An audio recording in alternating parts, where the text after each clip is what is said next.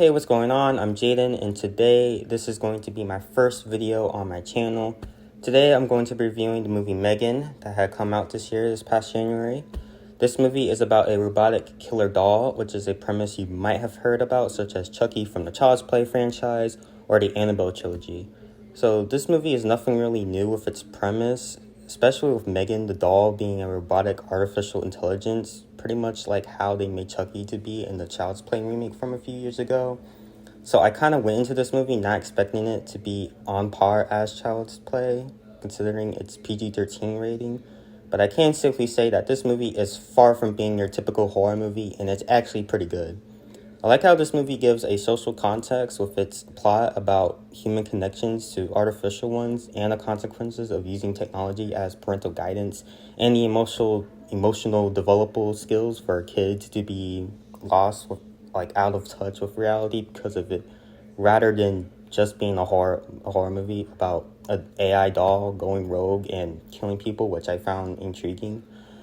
I don't really look at this movie as a horror movie because it's not scary at all, and I don't think it was even trying to be. It's more of a sci-fi thriller that happens to be considered horror only by its premise.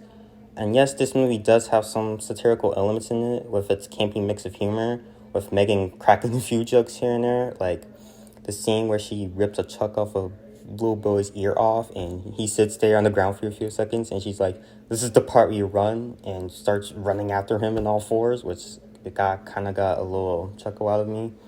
Or when she literally lectures a grown woman about forcing the kids to eat vegetables, and don't even get me started on the dance scene. However, it's not without its flaws, and it's not in particular the best movie that came out this year so far. Even though I don't have much complaints about this movie, it's still pretty dang good and enjoyable. So I'm going to go ahead and rate this little puppy a solid 8.5 out of 10. Overall, I think if you get into this movie expecting a simple slasher about a doll AI killing people, you will get just that, but there's also a message underneath that simple kind of plot that I think differentiates itself from Child's Play, Annabelle, or any movie about a doll you can think of. So yeah, that's it. If you've seen this movie already, let me know your thoughts down below, but I will probably see you in the next one. But until then, sayonara.